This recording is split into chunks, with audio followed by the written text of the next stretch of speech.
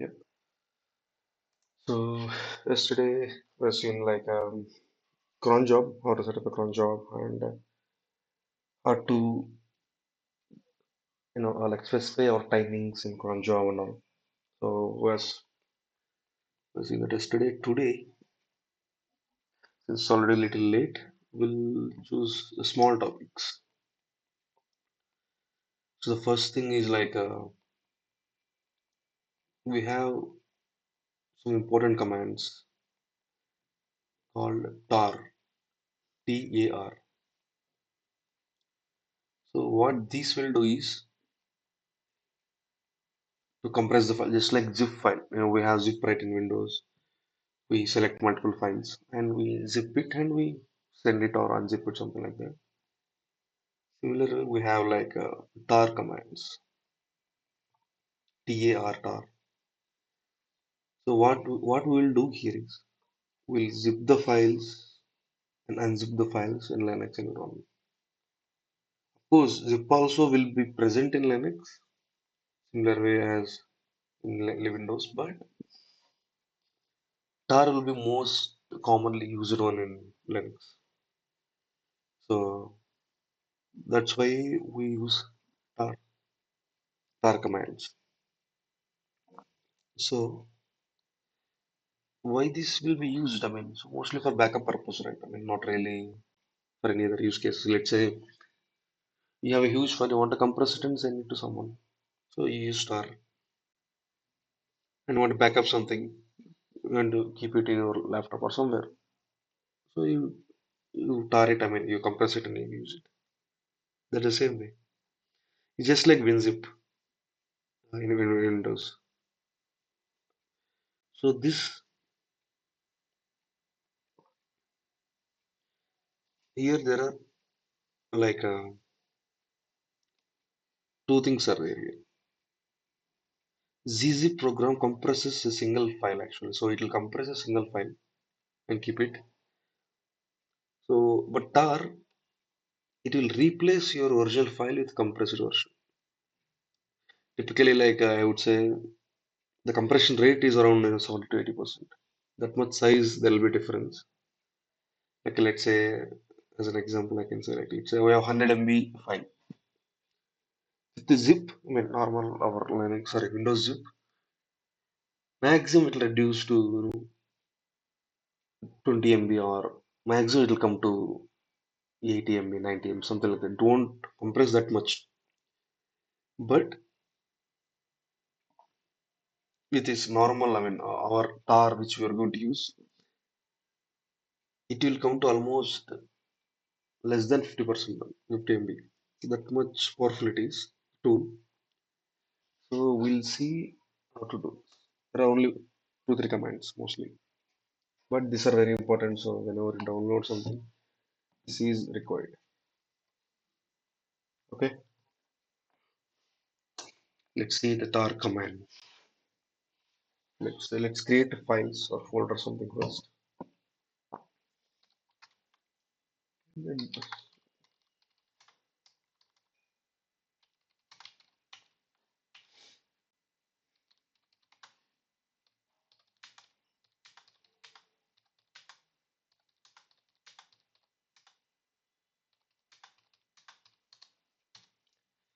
So these are all the files. Now what will be the command is tar.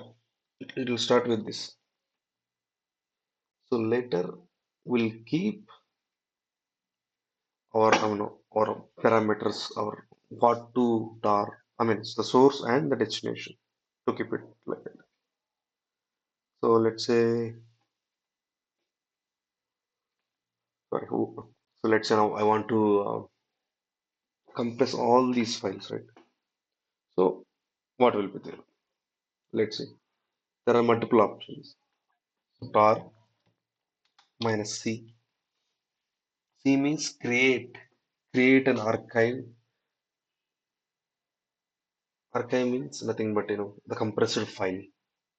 So let's say you call it usually zip file or tar file, but in general terms, any of these called archive file. It means that it's compressed file, it's in compressed format. So that's why we are creating a archive file now, right? Archive file is the compressed file. So that's why C. Now V. So V is like verbose. It will provide you output what it is going to do. So it will be clear for you also, I mean, to see.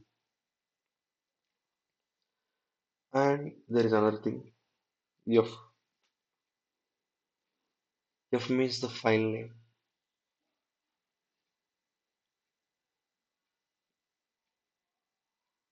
So here what happens is like you have to pass a file name, right? Like if you compress multiple files in Windows, it will create a zip file. That's a file. So like similarly here also, you have to give a file name, the compressed file name. So it will create that file. Got it? Let's see. So tar-cvf, I want to create a compressed file. C means create, V means verbose to print the output of his file name. What is the file name? You have to give the file name. Let's say file name is test.tar. Let's say here I want to give the full path of the tar where I want to store this. So it is mandated to give the path. It's not mandatory. Let's try it without it. Now what you want to tar them all these files, right? One, two, sorry.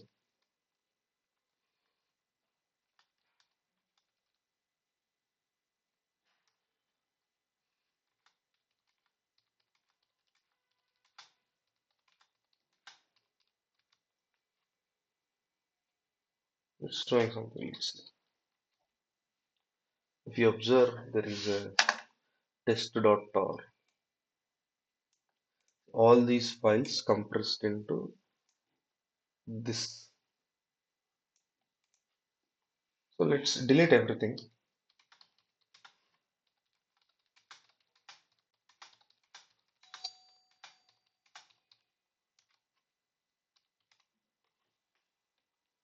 Okay, there is a 90. Okay, okay. No, nothing is there. So the only just tar file is there, the compressor file. Okay. Now we'll enter it. What to want our same tar command. So what is the one we use to create CVF? It means C means create. Remaining will be normal. I mean verbose and verbose means this is the what it will show you the output. And F is the file name. This is the file name we are passing. But how to extract? Hyphen X extract. VF is normal. What is the file name and verbose output? Test.tar. See the files came. That's how to tar and untar. So tarring the files, tarring the folders, all are same.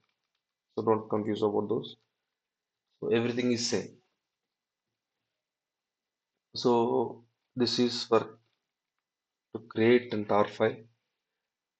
So here you can give any path, let's say slash home like this. Sorry. This will compress archive, I mean create a tar file in slash home folder. Currently I think we are in root. Yeah, we are in sorry, home is it user. Now if you want to keep it in slash home, let's say yeah, you simply slash home. That's it. Permission denied. This user does not have permission. Okay, let's use sudo. That's why sudo is there. No such file directory.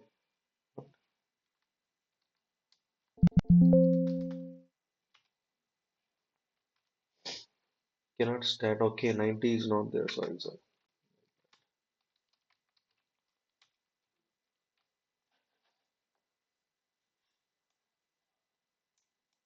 So, with yeah, that's sorry, 90 is not there. That's my bad. So it might have created in slash no. Test dot tar. That's it, as simple as that.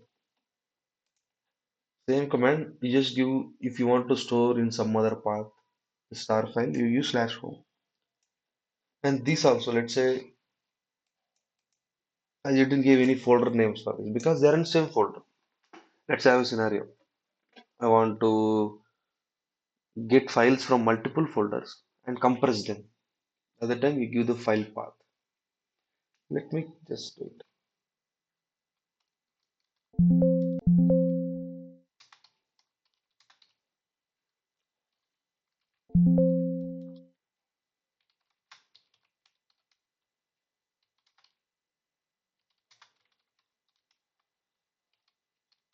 I'll create multiple files. File 1 here,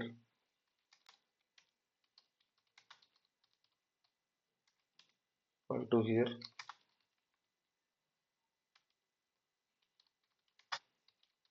3 here,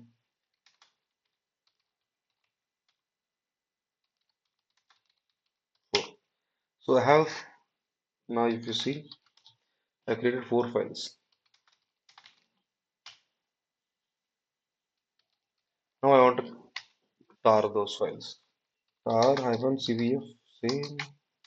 What is the where you want to store here only in current path. Current path files dot tar. And you have to give you simply if you give file 1, file 2, file 3, it will fail because the files not in here in this folder.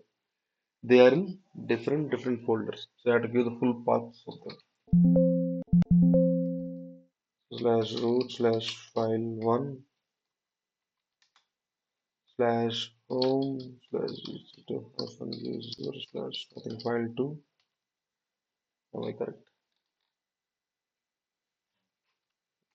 Slash home slash test slash file 4.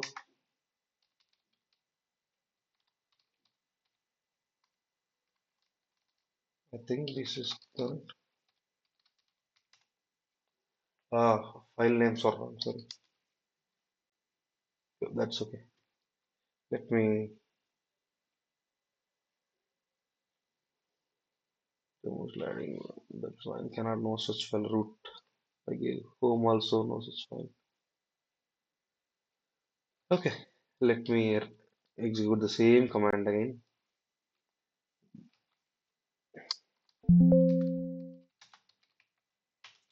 There are no files. I gave the wrong.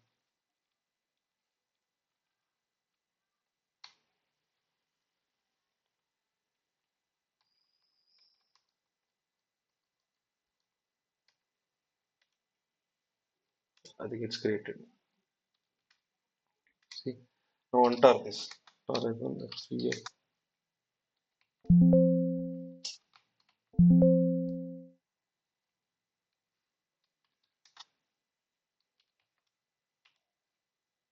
See the files. These are files is compressed.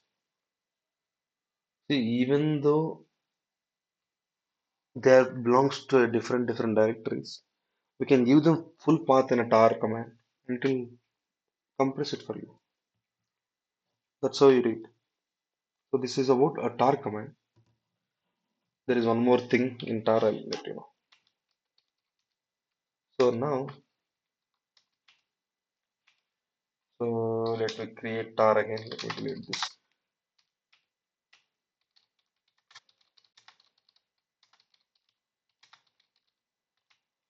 Okay, tar hyphen cbf. This is a command, right? So files dot tar file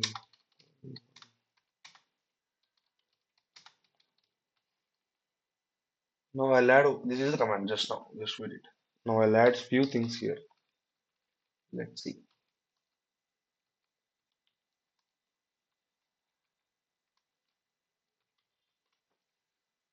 Let's see what will happen. See, here nothing, what's happening is, I'm tarring the files, I mean, compressing it to a single file and zipping that file also. There's extra, we can able to add to it. Tar.zz. ZZ is nothing but zip. So the only thing I've added is Z here. Z means zip obviously. And a dot zz. This is the extension of the zip. So what happens is it will archive the files. I mean, like it will take all the files from different folders, create a single tar file. With this zz, it will compress it even more. That's it. That's what it is. So we can add simply like this. Now how to extract this file, right? Let me remove the file.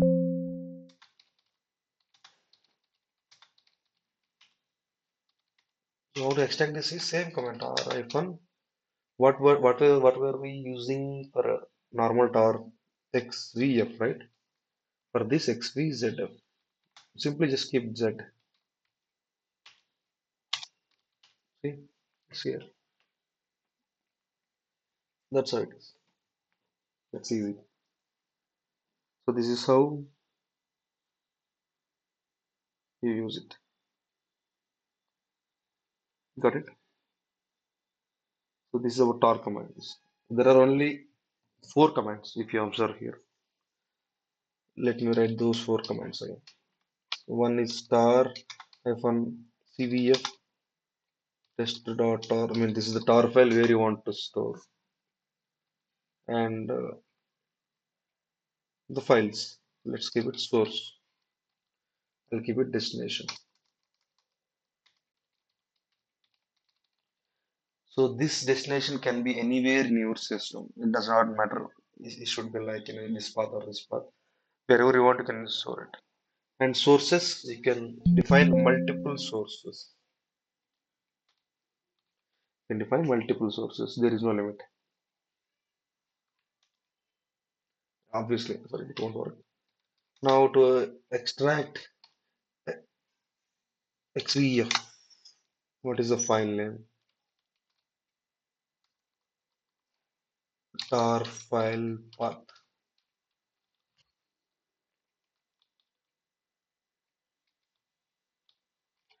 Let me go tar file path, obviously, to extract it. This is one command.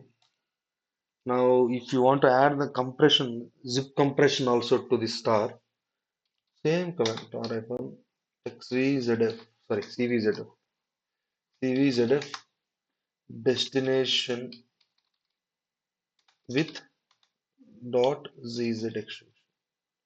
Nor without zz, simply dot tar and sources.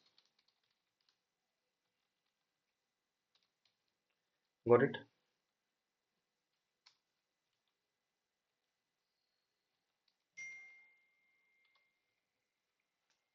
So, is this okay? And of course, sorry, the last command, tar hyphen xvzf, just z is the destination with dot zz. That's it. These are the four commands. You got it? Hmm. This is about Yes. tar and zz.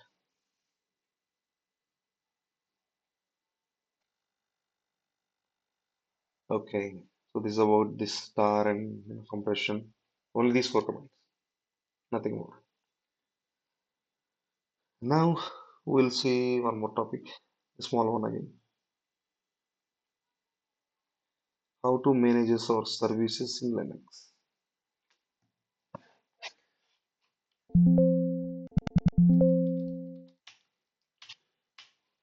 So what are these services? I mean, what to manage is like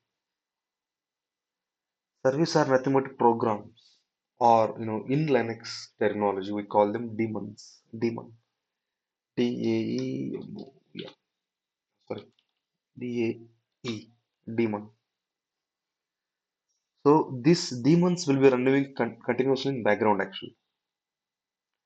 So like this will take input from your command line, whichever type, and give you the output, whatever the output it has. So let's say as an example service, what I would say is like anything. What I would say. Yeah, let's take an example of Apache. So let's forget about what is Apache. That's a different topic. Simple, it's a web server to keep it simple.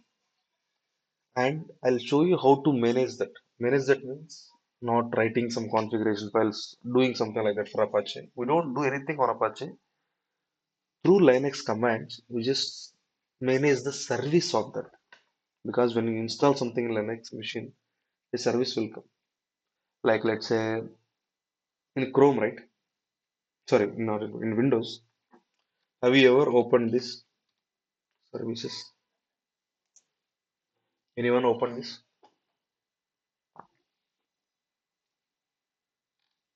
This is the one.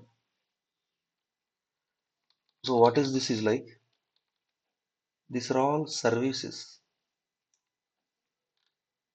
It does not matter who installed this. I think it will be mostly installed by system. We won't install it. So like see if you see Windows Defender, it is running it's no use of this, but it's running. There will be some other things. Also, so many things are there, even though we don't know any of those. These are all service actually. So what we can do for service, we can manage the service like restart the service, start the service, stop the service, delete the service. That's the only thing we can able to. If you see Adobe service also running, maybe it's running because we have installed it. So let's say this one, start, restop, restart. These are the actions that the service we can able to do. If you observe, I told you in cloud also, every cloud, I think everything will be provided as a service only to you. And this is a service. This instance is a service. Simply instance state, stop, reboot, terminate. These are actions a service can able to do. Like what we can do with the service is you can create the service, you can restart the service, start, stop service. These actions you can able to do. So whenever you want. So these are all services in Windows services. I just showed you. So that's all the services when you install something. Let's say you install MySQL DB, it will it will install in your laptop. I mean in Windows laptop, and a service also will be created. Why it will create a service? Why it is required? I mean you just told install the database. It's installed, but why the service is required? Service is required to manage the database program. Let's say database is installed, you're using it, but okay, now your work is done, you want to stop it. Why you want to stop it? Because database eats your memory, so you want to stop it. How you stop it? Through the service. We use the service to stop the program, the DB program, whichever is running in the background. So how you stop it in Windows? See, so you'll go here, and MySQL will be there here. It won't be there currently, but generally if we install with that we'll stop it. That's how to manage a program. It can be anything. It can be related to anything. So we use service. Service also have very few commands. Don't worry, but this will be very regularly useful. So database we can install here also, but I think it will take too much time. Let me try. I think database everyone might have heard it, so I don't think it will go. See,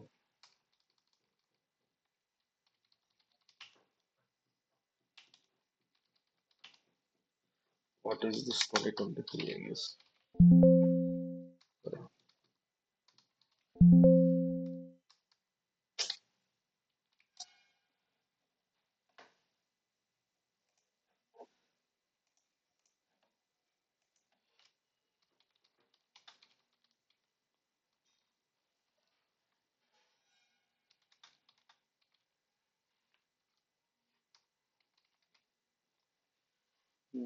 Okay, they gave something. Uh, this will, no, no, I don't want to confuse you with all this. I'll try it just to show you. Let's see. It is not working. I'll give a different example.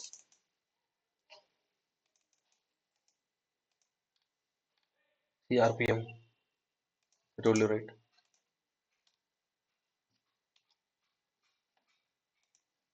So you are downloading the .rpm file because I'm using CentOS flavor. I mean Fedora flavor, Red Hat and Ubuntu. And I'm importing a key and I'm installing with sorry DNF only. Let me DNF will work.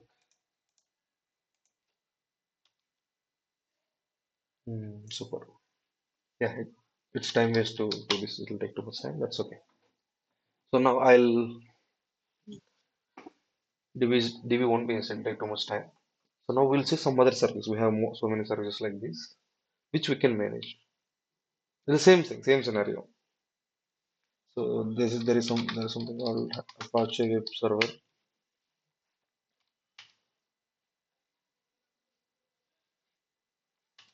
It's installed. This is a web server actually. So now we have to manage this web server. As I told you, right? We don't manage the whatever we install. We manage the program which is running behind it in the server. So I just now installed HTTPD. It's a package name HTTPD. It's a web server. So MySQL is database, right? You know that. This is a web server.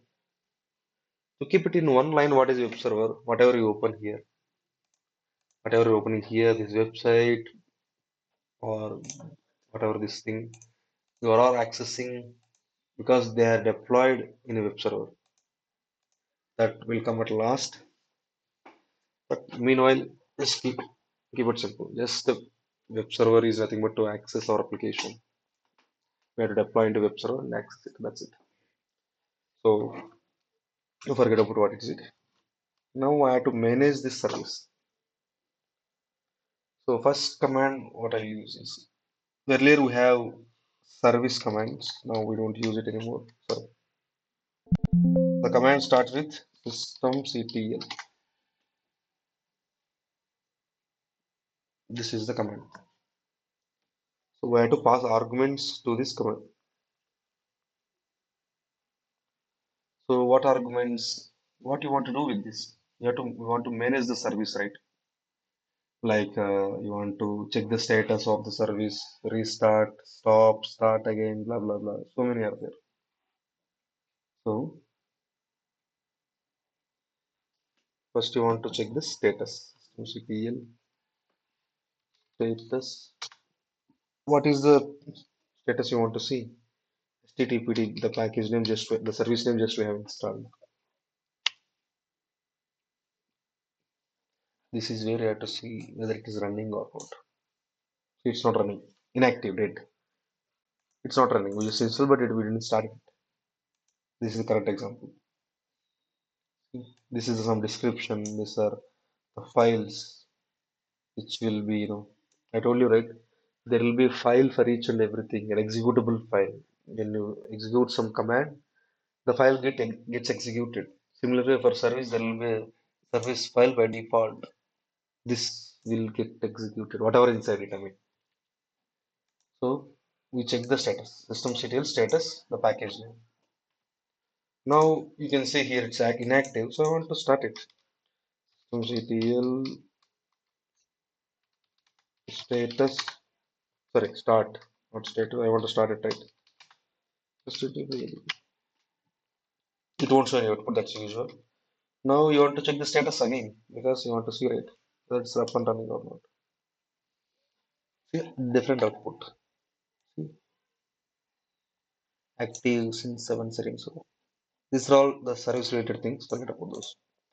These two are the only things for us as of now. It started some seconds ago. So you can come out of it. That's it. Start a service. And now I want to stop it. It's running. I want to stop it. Simple. Stop. Inactive. See. But what is this earlier? It showed small output when it was inactive, but now it is showing big is. These are the logs. Forget about those. So the status is this. Usually it will show green color when it's status, but in here the UI is since it's Amazon Linux, it's not showing. We have to enable few things. That's okay. You got it. Want to see the status? Status command. You want to start it? Start. You want to stop it? Stop. Now you want to restart it. You can simply start again. It's running. See, 2 seconds ago it's active. Now I want to restart it. Just ctl restart. Simple. It's restarting. Status 4 seconds ago. Active. So like that. You don't actually handle whatever this is, whatever the package is, you don't handle whatever inside that at all. You don't even touch that at all. But you just handle the program, the process, or in Linux terms, a daemon, which is running behind this service. That only you will handle. Got it right?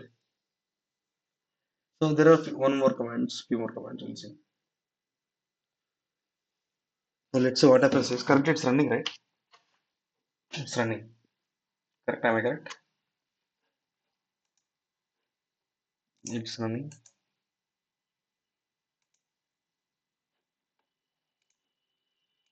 Let me just close it.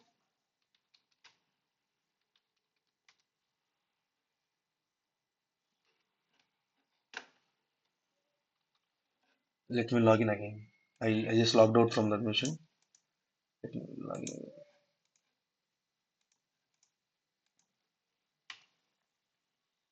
Sorry.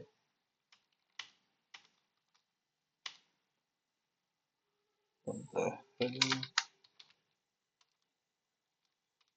The downloads, I'm not in downloads.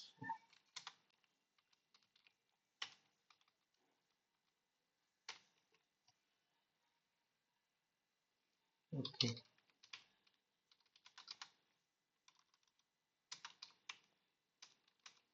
Now I'll check the status again. It's running. So here what happens is there is a command called systemctl enable or disable the status. So what this will do is, let's say enable, it's enabled. If you see, it's creating some symlink shortcut from here to here. User live system to system city video service. What's happening? What it is doing is, let's say your laptop is there and you have some service running. So let's say database is running. You restarted your laptop. Will the database runs after restart also? No, I guess. Until you manually start it, it won't run, right? Am I correct? It won't run. So this command, systemctl enable HTTP, I mean enable command, this will create a shortcut in the in the directory. I'll tell you what is the directory. So what it will do is whatever when our system restarts, whatever the files in the directory, they'll get executed. It means the service will start because it's copied. So by default, user lib system system. This is where every service files will be present. So what happens is even though if you restart your laptop or your Linux server, the service will start automatically. You got it what I'm saying? So right now I restarted my service. It will take few some time. Let's say let me reboot it. Let's see. It will take some time. Mhm. We'll try this.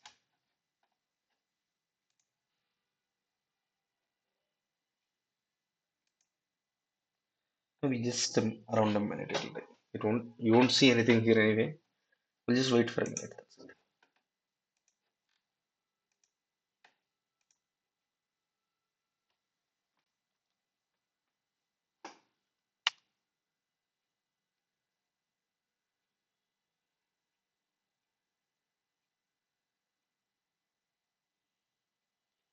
Let's wait for a minute.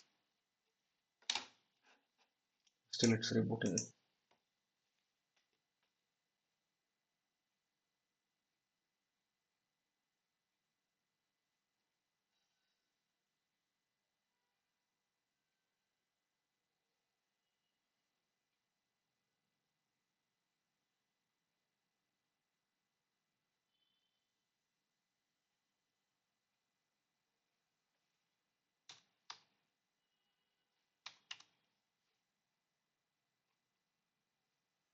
Yeah, it's rebooted. Now let's check the service.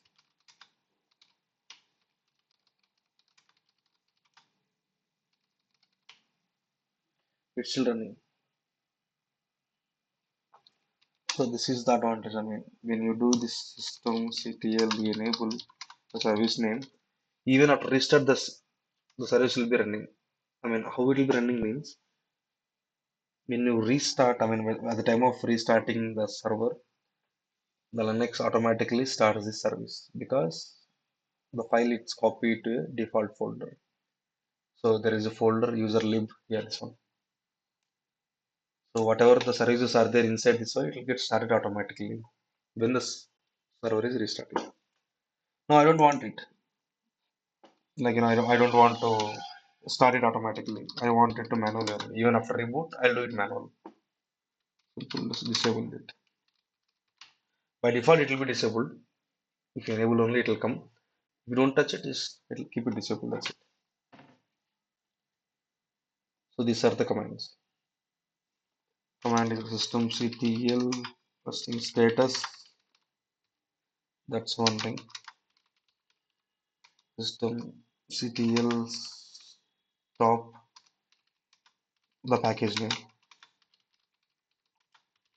Start the I mean the not package name, the process name usually we call it. And systemctl of course restart. So maximum these are the actions that you can do for a service. That's it. Systemctl enable or disable. That's it. You may get it out like how do you know this package name? Because I did it multiple times, so I just remember it. If it is Ubuntu, the package name will be different. I mean the command is same. Whatever systemctl status stop start whatever is same, but the package name is different. It will be Apache 2. Few different because that's a different distribution, so the package name is little different. So at the time, what you have to do systems in if it is Ubuntu, systemctl status Apache 2, systemctl stop Apache 2, start Apache 2, blah blah something like this. Is based on the process name we have to do it. Talking about process, we'll talk tomorrow. So that's we'll see how to check the process, how to manage them, all these things. Okay, so that's it for today's class. It's okay if it will fail. So I think it's star compression we've seen. Other things, systemctl commands. I mean, managing the services or systemctl commands, both are set. Don't worry. So that's it about today's class. Yeah, and yeah, obviously, sorry for little late. I forgot to turn on my alarm. So yeah, that's why it's little late. I'll be on time tomorrow. Thank you. No worries. Thank you. Thank you. Thank you all. Bye.